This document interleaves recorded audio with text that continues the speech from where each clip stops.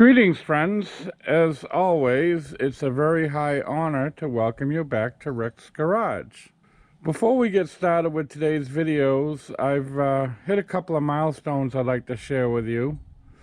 Today, November 25th, 2023, is my 71st birthday. 3 days ago, I hit 10,000 subscribers, so I want to thank you all very much for that. So with that, let's get started with today's video. As you can see, it concerns a tire repair. This tire belongs to my ex-sister-in-law. As you know, I'm retired. I only work on friends and family vehicles these days. Well, she called me. She got a flat tire. She continued to drive on it, so she tore up the tire pretty good, as you can see in a couple of places. And I see there's a big dent in the outer part of the rim here, so it looks like she may have hit some sort of pothole or a curb. And what happened, being a woman alone, she was afraid to stop, so she just kind of continued driving the tire until she got home. Now, there was no great loss. If you look at this tire, she's well below her wear bars, so this tire was pretty much junk anyway. I've ordered her a new tire. It just came in yesterday, so that's what we're going to do. I'm going to try to see if I can repair this rim enough so it'll seal. We're going to put the new tire on. The other thing I want to mention, this little aluminum jack, it really comes in handy for these road calls. I love my Daytona, my yellow Daytonas, but they're just so heavy you can't toss them around, at my age anyway. So this little aluminum jack, you can see it actually has a handle on it. It's great for going on road calls. You can put it right in the back of the truck. It's very light. So let's get started. So friends, what you see here is my Colts rim clamp tire machine. I bought it about 5 years ago. I paid $800 for it. I found it on Craigslist. It's been a lot of fun having it, and it's more than paid for itself. Just one thing I want to mention, if you are in the market for one of these, get one with a electric motor as far as the rotating table. The pneumatic ones don't work that well. Now, normally the first thing you would do is remove the core of the stem. In this situation, it's not necessary to do that. The tire has multiple holes in it.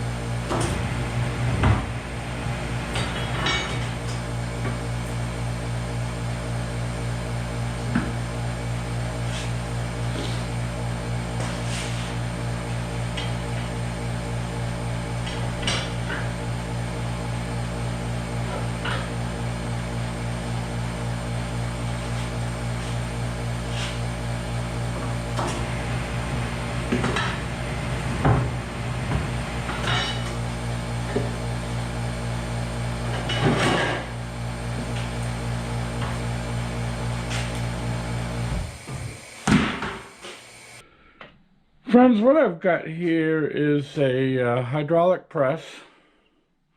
And I've got an adjustable table. I picked this up at a machine shop that was going out of business, and it's really come in handy. I use it on my shop press, I use it for my table saw, I use it for my drill press. Anytime I need some extra support.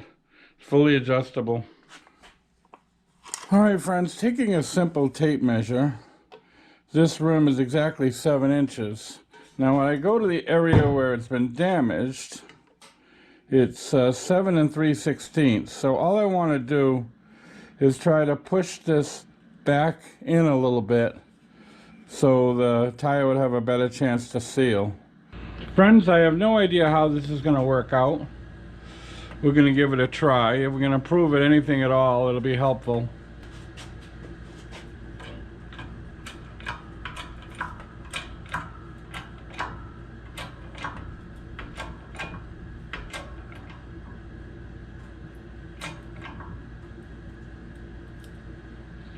Alright, I'm going to release it right there and take a check at it. Yeah, we picked up a 1/16 of an inch on it. So let's go back and do a little more. Now you saw some the paint chipping here. That's because we're flexing the rim. I'm not worried about that. The least of my worries is the paint on this thing.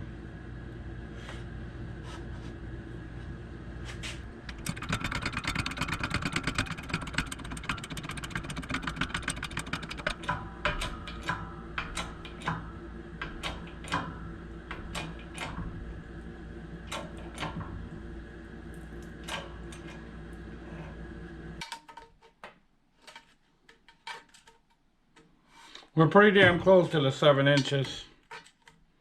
I'm not going to fool with it anymore. Looking at it from this way, it looks pretty damn good, pretty damn even. I'm going to put it on the machine and give it a spin, see how much run out is actually there. Friends, this is a first generation computerized wheel balancer. I picked this one up at a local garage that was going out of business, and they only charged me $450 for it. The owner told me he paid $4,500 when it was new. So I've had a lot of fun with this, and this is well paid for itself. They get more than $20 a pop to balance tires for you now. I've had a lot of fun with this as well. So I'm going to give this a little spin. I don't have it on. I'm just going to kind of give it a little spin. And wow, that wheel's running nice and true. Okay, so it looks like we did a good job here. So I'm going to clean this thing up and mount the tire.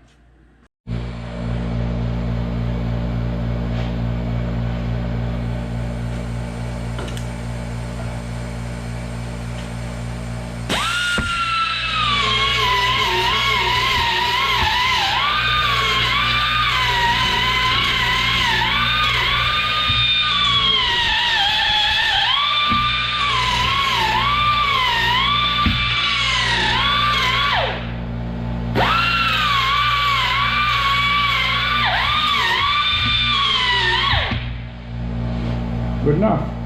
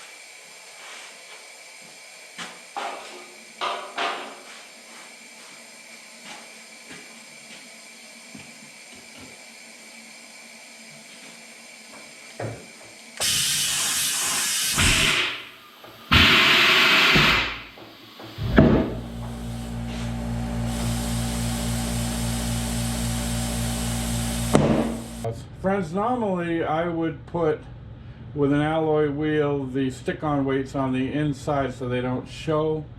However, this rim is in such rough shape, I don't think she'd mind very much if we put the weights on the outside of the wheel. So that's what I'm going to do. The inside of the wheels are very rusty and dirty, and it'd be difficult to get those stick-on weights to stay anyway. So let's see what we're up against here. Let's hit the start button. Now, I don't have a cover. This didn't come with a wheel cover, but this is a slow rotating machine anyway, so you really don't need it. So as you can see, we need a 1/2 ounce on the inside and 1 full ounce on the outside. I'm going to spin this around until the outside bars all light up.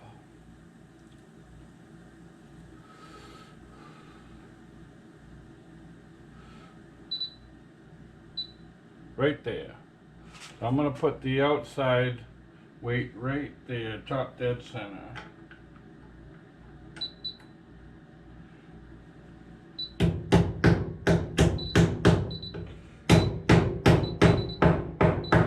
That weight went on very nicely. And it looks like the inside weight is fairly close to where the outside weight was. So let's get the 1/2 ounce and put that on the inside. Okay, let's give this a shot.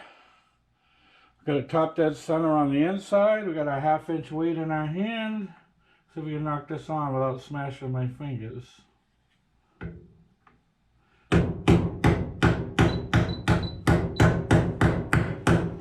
very good. Okay, let's give it a try and see how we made out.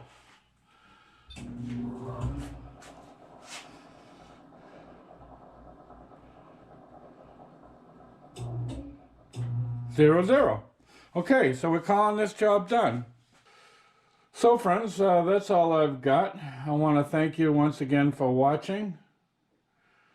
Before I go, I will post 2 videos to your left, of which I hope you find of interest. And to your right, as always, will be my trusty German Shepherd. By all means, feel free to click on that should you wish to subscribe to my channel. Thanks again, and we hope to see you all very, very soon.